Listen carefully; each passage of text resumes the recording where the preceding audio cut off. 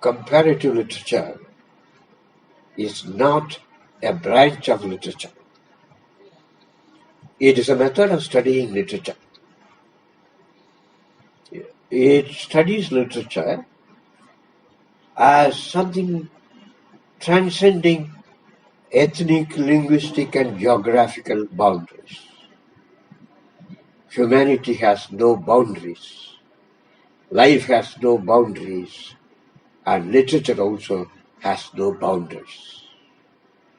René Wellek said, literature is one, just as art and humanity are one. So comparative literature is based on the belief that all literature have certain common themes, common perceptions, common forms, and by studying them in relation to each other, we are able to see the universality of literature and the relevance to humanity. Well, it all started with Germany. The great German poet Goethe said that comparative literature is world literature.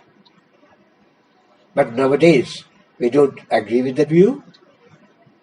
There are three kinds of literature: national literature, comparative literature, and general literature. According to some scholars, national literature is literature within walls. Comparative literature is literature across walls. General literature is literature above walls. What does it mean? If you study the literature of a particular nation, it is literature within walls. But if you study two literatures of two nations, then it becomes literature across walls, then it is called literature across walls. But beyond this, they say, we can study several literatures together and see how there are common literary patterns and movements, and then it becomes general literature. But to some people, this division is artificial. We can include all of them under comparative literature, because comparative literature intersects with general literature, with national literature. Because we can compare literatures within the nation. We can compare literatures beyond the nations. So what matters is the method. And there must be some basis for comparison. And if we compare literatures either within a nation or between two nations or between a number of nations, well, you should have certain grounds for comparison. If you compare literatures based on certain common grounds, there is mutual elimination. According to the French scholars, comparative literature is a branch of literary history. That means you study literature in terms of time, and you also see how one literature is connected with another. The French scholars of comparative literature are concerned with influence studies. How did Scott influence certain French writers? In fact, Sir Walter Scott, the great English writer, influenced a number of Indian writers. So, how did one writer influence another writer or many other writers. So according to the French scholars, comparative literature must be concerned with the connections and contacts between minds of various cultures. But in that case, we should see what is the extent of influence, what is the result of this influence, and I think this sort of approach to comparative literature has been questioned by the American scholars. Influence is not visible. You see? And if you look for only visible manifestations, then you are not going into the depths of the work of art. So if you are simply concerned with the visible manifestations of influence of one writer or another, it becomes a mechanical search for facts. Literature is not simply concerned with facts. So that's why the great American scholar René Wellek said, if you're simply confined to the study of influence, comparative literature becomes a dead pursuit of mechanical connections. What we should be concerned with is the creative transformations. And not the visible manifestations of one writer upon another writer.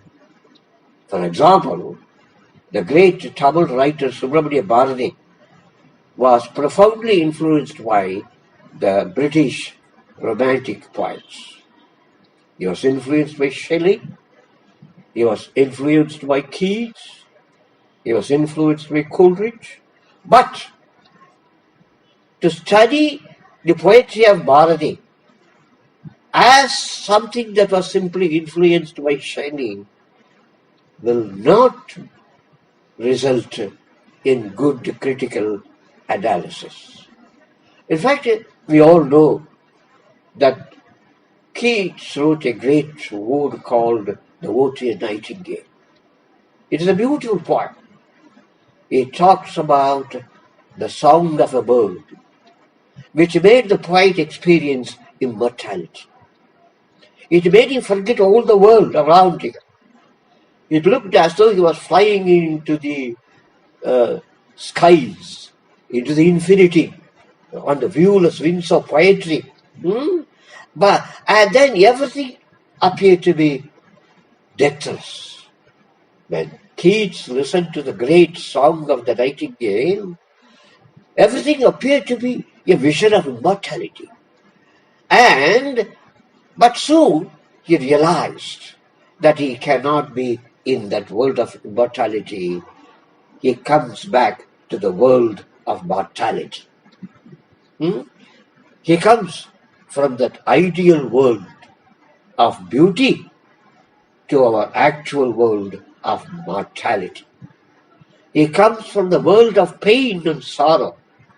He comes to the world of timelessness and the evergreen nature. From the world of facts to the world of ideality. And he says, at the end of the poem, was it a vision or a dream? Do I wake or sleep?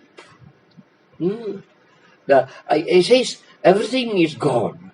The bird is gone. I am with my ordinary things. And I don't know whether it is a fact or a vision. Where am I? How is it? Was it a vision or a dream? Do I wake or sleep? You can compare this with Subramania Bharati's Queer Part. But that's a great love poem. The poem deals with the immortality of love, and the bird sings, Kadal, kadal, kadal, boil, sadal, sadal, sadal. The whole poem ultimately shows that love alone makes you feel immortality. But after the experience, he is also like a kid coming to the world of ordinary reality. He says, சோலை குயில் சொன்ன கதை அத்தனையும் மாலை அழகின் மயக்கத்தால் வந்த கற்பனையின் சூழ்ச்சி என்றே கண்டுகொண்டேன். This is exactly like Keats. Fancy cannot cheat me so well as she is famed to do, deceiving elm. இவர் கடைசியில் என்ன சொல்றாருன்னா, சற்றே வேதாந்தமாய் விரித்து பொருளறிக்க வசதி இருந்தால் சொல்லுங்கள், இல்லை கதை என்று கற்பனை என்று நீங்கள் நினைத்துக் கொண்டாலும் நினைத்துக் கொள்ளுங்கள். So both the poems deal with an ideal experience and come back to the world of actuality. But what matters is not the simple echo of the certain phrases from Keats in the poem of Subramania Bharat. Take for example, there is a beautiful poem by Coleridge called Kubla Khan. It is a poem about poetry. In Xanadu did Kubla Khan a dream of pleasure decree. He talks about a wonderful palace built with walls, with caverns, with domes, and a sacred river flowing in that wonderful environment. When I read Subramania Bharati's Kauni Nilam, I thought there is something common between Kauni Nilam and Kubla Khan. Kauni Nilam also says, Kauni Nilamanum, Parasakti Kauni Nilamanum, and the Kauni Nilatinile, ஒரு மாளிகை கட்டித்தர வேண்டும். அங்கே தூணில் அழகியதாய், மாடங்கள் துய்ய நிறத்தினதாய், அந்த கேணி அருகே ஒரு கிடம், அங்கே 10-15 தென்னை மரம் என் பக்கத்திலே வேண்டும், முத்துச் சுடரொளியாக நிலாவன் முன்பு வர வேண்டும், அங்கே கத்தும் குயிலூசை வந்து என் காதில் பட வேண்டும், என் சித்தம் கழிந்திடவே தென்றல் இளந்தென்றல் வந்து என்னை வருட வேண்டும். All this is like a Coleridge's description in Kubla Khan. There it is a palace, here it is a Baligai, and if we just show the superficial similarities, it is not comparative literature. What matters is both the poems deal with the process of creating poetry. Subramania Bharati is not just asking for a palace, the Parasakti Patni, the Katita. What he is asking for is a creative environment. Maligai means imagination. The river stands for creativity. The sacred river stands for creativity. And all nature is contributing to creativity. So, முத்துச்சுடர் போலே நிலாவொளி முன்பு வர வேண்டும், அங்கே கத்து குயிலோசை சற்றே வந்து என் காதில் பட வேண்டும். This I realized is probably due to the influence of Coleridge. Nobody has said that Coleridge was such a great influence on Shelley or Subramania Bharati as Shelley or Keats was. But I feel Kauni Nilam can be seen in relation to Kubla Khan.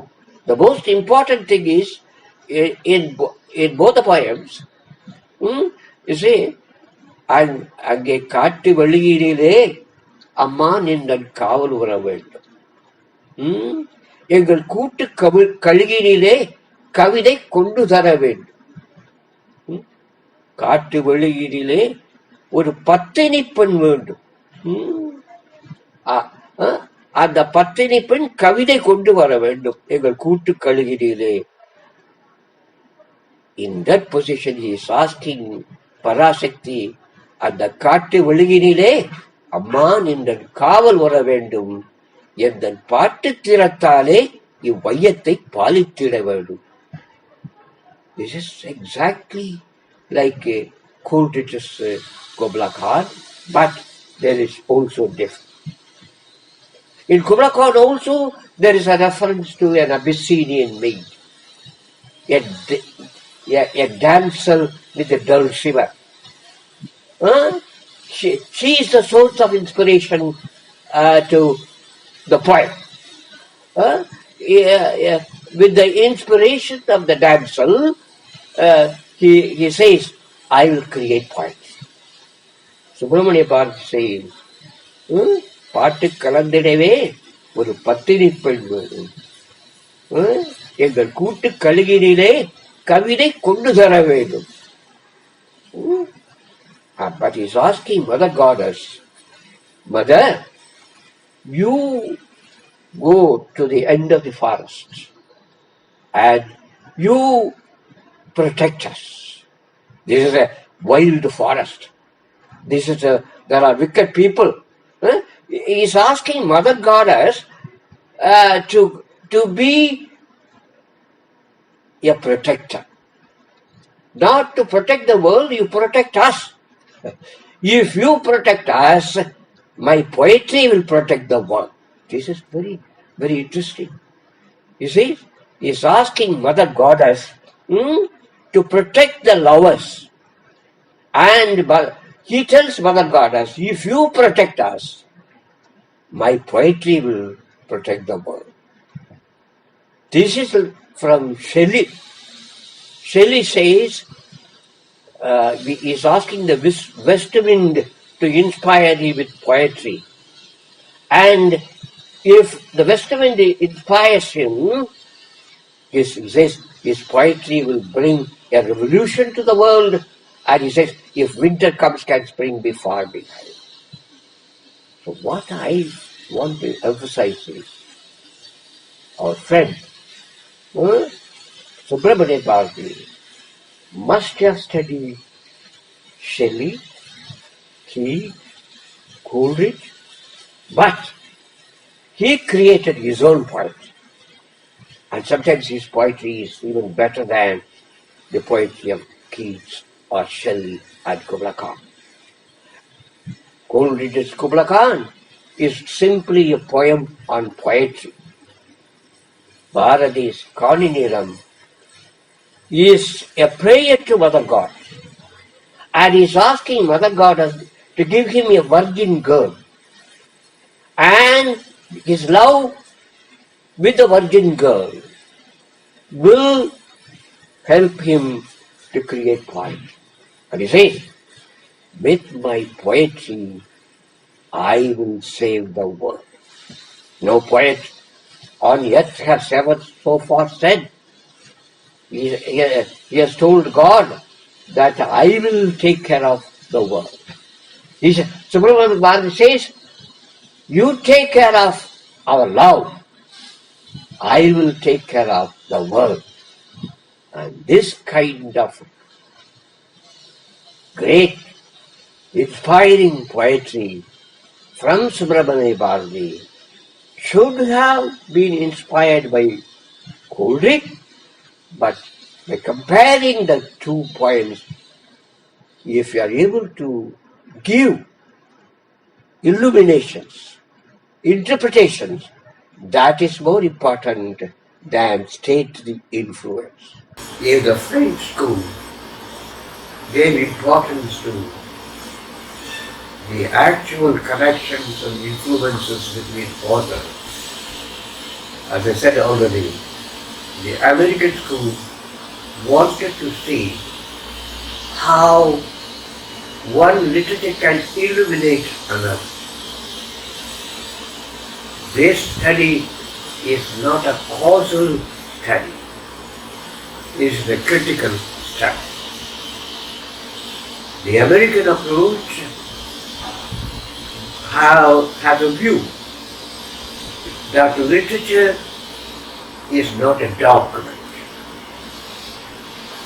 Literature is a monument. A document gives facts, but a monument gives meanings. And these meanings grow. They cannot be limited to facts. And the American school was based on the theory of new critics. According to the new critics, a work of art is a symbolic structure. It has nothing to do with the author's psychology. There is an ontological gap between the work and the psychology of the author. Therefore, let's not try to see how the mind of an author influenced another author. And instead of that, we can see how there are similar themes explored by different cultures in different ways. This is called thematology. There is also a study of the genre. We can compare the epic poetry of India with the tragic dramas of the West. In fact, the West gives importance to drama. We can even compare Macbeth with the Mahabharata. Because Macbeth is also a mini epic, even though it is a tragedy. It is probably the most Greek of Shakespeare's studies. It is still like the Mahabharata because it deals with the universal war between good and evil. In Macbeth as in Mahabharata, we find there is a war between good and evil throughout. Macbeth's conscience pricks him, but still he becomes a mechanical murderer. And ultimately he realizes that life has lost meaning. It is a tale told by an idiot, full of sound and fury, signifying nothing. This does not mean that Shakespeare says that life is meaningless. To Macbeth, life has become meaningless. To a criminal, life has become meaningless. And to make him realize that his life of ambition has become meaningless is a great achievement of Shakespeare. So if you compare Shakespeare's Macbeth with the Mahabharata, or Ilango's Chellappan with Antony and Cleopatra or King Lear, we will be able to see how the two cultures inquire into certain fundamental problems and arrive at certain solutions which are not identical but similar. So, the American School of Comparative Literature gives importance to criticism and mutual illumination works of art. They also say that we can compare literature with other arts. We can compare literature with music. We can compare literature with painting. Yes, we all feel that painting is silent poetry and poetry is eloquent painting. If you compare teachers who wrote on a Grecian urn with a Grecian urn, we will find teacher's poem is very rich. So it is for the richness of meaning we should compare literature according to the American school. Now let me say something about the Marxist school of comparative. They want to study literature as evolving in time, and they must see how certain themes have evolved through time. Yeah.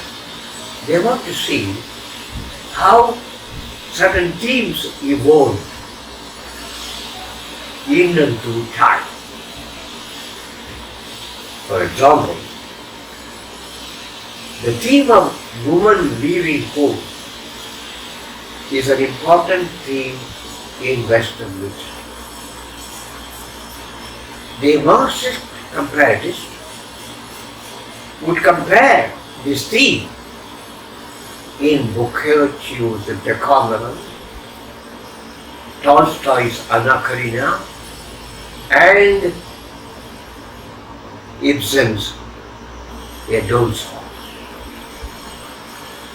When you compare this theme in the three texts, we find how in European literature the same theme has evolved from time to time.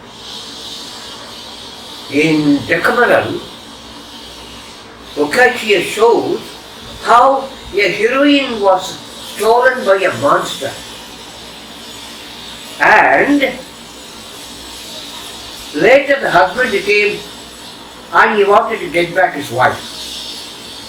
But the wife said, I prefer the monster to my husband, because at least the monster treated me as a wife, as a woman, and not you. This is the first voice of protest of women in Western literature. But when you come to Anna Karenina by Tolstoy, we find another example of a woman who is not satisfied with her husband leaving her husband. Anna leaves her husband because she was not happy with her old moralist husband. And here we find another woman, but in her case there is no further need of love. Here is an improvement on Boccaccio's heroine. But when we come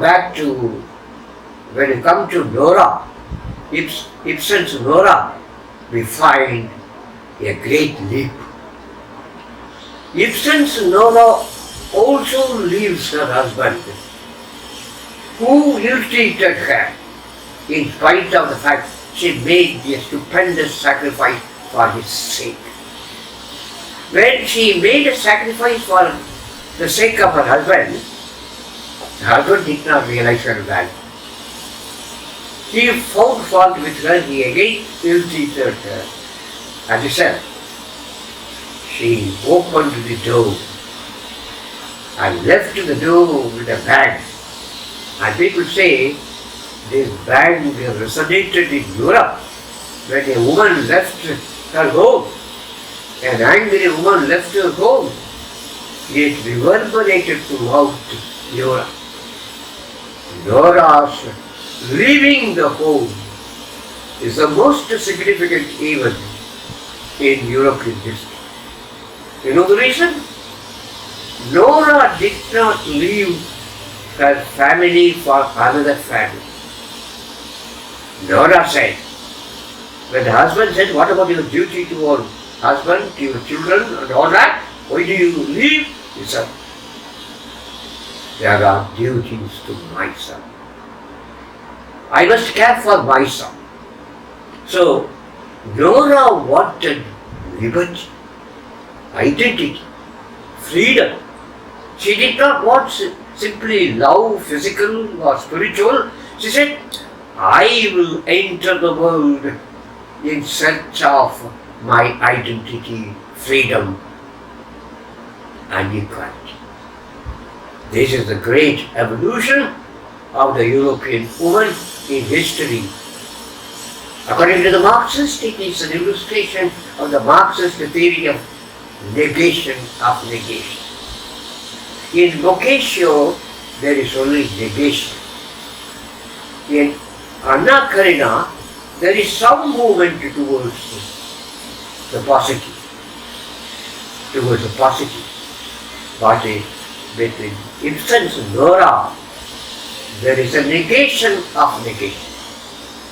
And Nora asserted her equality, her identity, her love for liberty, and if we compare the three women leaving home, we might be able to see the great movement, feminist movement of women evolving in European history. We can also compare this with the Indian novel. Bankim Chandra has spoken about women leaving home. Tagore has spoken about women leaving home. And Dr. Moore has spoken about women leaving home. Anita Desai has spoken about women leaving home, but there are differences. If we compare these different within the same culture, from Bankim Chandra to Anita Desai, this is comparative literature within a nation. If we compare these women with the European women, it is comparison across culture. It is comparative literature across culture.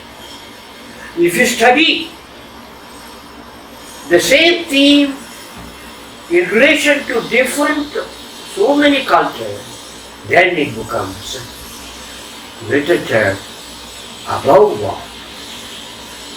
General comparison. And this is the last element which is given importance in current comparative literature. They say the American school focuses on literary criticism. The French school focuses on literary history. The modern post-structuralist school gives importance to literary theory. How can we evolve new theories of literature by comparing literature?